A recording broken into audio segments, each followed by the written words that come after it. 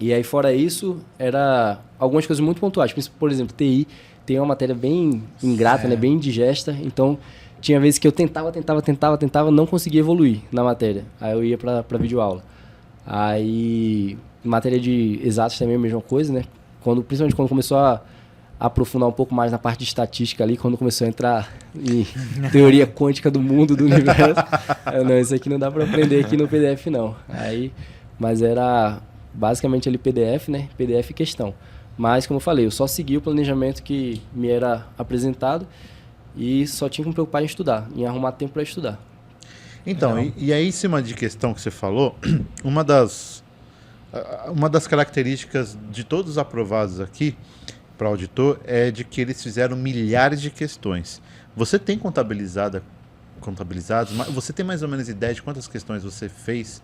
Cara, não só no TEC e tal, mas PDF, tudo? Você tem mais ou menos ideia? Então, pior que eu não tenho, cara, porque eu perdi todos esses números aí. Tinha lá na plataforma, né? A gente vai registrando, mas eu lembro que no ISS São Paulo, como eu falei, né? Eu peguei o Mato Grosso e São Paulo ali na sequência, então... E é um processo evolutivo, né?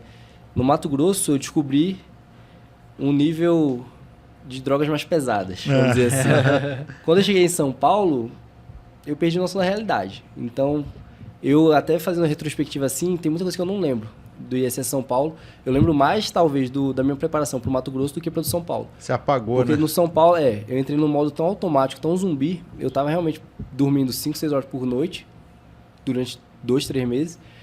E muita coisa eu apaguei. Então, eu lembro que quando eu passei das 1.200, 1.300, eu acho 1.500 questões, eu perdi o controle. E a mesma coisa quando eu passei das 1.200 horas, alguma coisa assim. Eu perdi o controle. Porque na preparação, durante a preparação de pré, que eu fiz um pré, né? Eu fiz, eu acho que 8 meses, né, de pré, uns 7, 8 meses de pré, antes de entrar no Mato Grosso. As questões eram mais do próprio material, né, do estratégia, do próprio PDF. Então, não tinha esse controle estatístico no TEC. Só no pós é que a gente começa mais, pelo menos no planejamento lá da LS, a gente começa mais a resolver a questão do TEC. E aí, o TEC fica lá, né, registrado. Mas, então, antes eu realmente não tenho esse controle, não. Eu sei que passou de 1.300, 1.500, eu parei de contar. Parou, né? Isso daí, para ser na época de pós ainda, é bastante.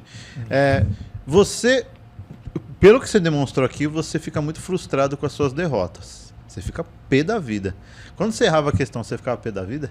Então, eu fico frustrado, mas eu, pelo menos eu considero, né, de um lado positivo, né? Que eu tento tomar o aprendizado ali e eu fico frustrado, mas eu não deixo aquilo me afetar, né? Mas você não fica revoltado.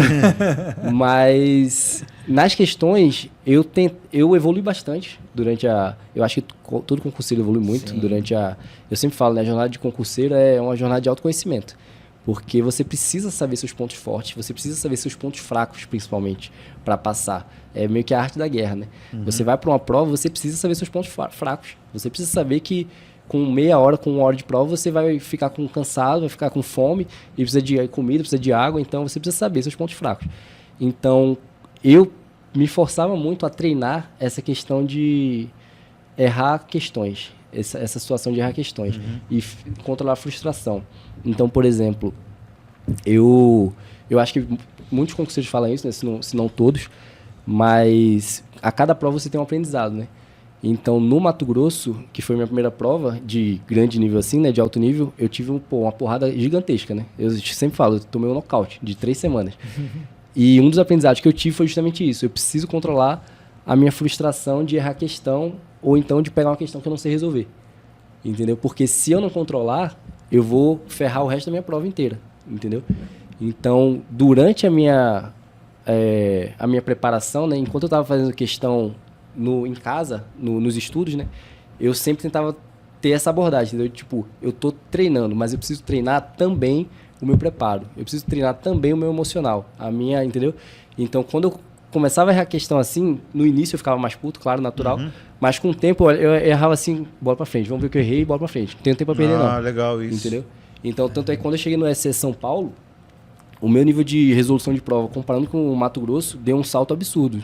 Principalmente nesse aspecto, eu acho, né?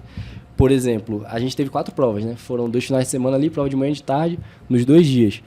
E aí, o meu pior desempenho foi a P3. A P3 que foi a prova da manhã do segundo dia, foi um desastre pra mim, né? Eu tava dentro das vagas, na P1 e na P2, na P3 eu despenquei, fui lá pra baixo, e aí na P4 foi um ponto forte meu, eu subi de volta. O que caía na P3 mesmo? A P3 eram as matérias específicas que caíram pro ISS São Paulo, que não são comuns, muito comuns assim, né, na área fiscal. E como eu não tinha um histórico muito grande de concursos, eu não tinha tido contato nenhum com isso. Então caiu contabilidade pública, caiu AFO, caiu gestão pública contemporânea. A prova de gestão pública contemporânea foi um caos, né, todo mundo falou. Então, todo mundo foi mal, porém, como concurso você precisa ir bem na relativa, né? Eu fui pior do que todo mundo. Então, quando você vai bem, você precisa ir melhor do que todo mundo. Não adianta ir bem, né? E da mesma forma, ir mal não significa que você não passou. Você precisa ver, comparar com todo mundo. Então, todo mundo foi mal, só que eu fui pior. Entendi. E aí, quando eu saí da prova de manhã, que foi muito ruim pra mim, né? Eu em nenhum momento eu perdi a cabeça, em nenhum momento eu perdi o controle. Muito pelo contrário. Eu, cada vez mais, cultivava na minha cabeça o sentimento de que, pô, é minha essa prova. Eu vou passar. Essa prova aqui é minha. Entendeu? Esse treinamento que você fez emocional te ajudou quando você saiu dessa prova? Bastante. E eu atribuo esse treinamento muito à experiência que eu passei no Mato Grosso. Por isso que eu acho que foi tão importante eu ter feito o pós do Mato Grosso. Olha, que legal, hein? Mas aí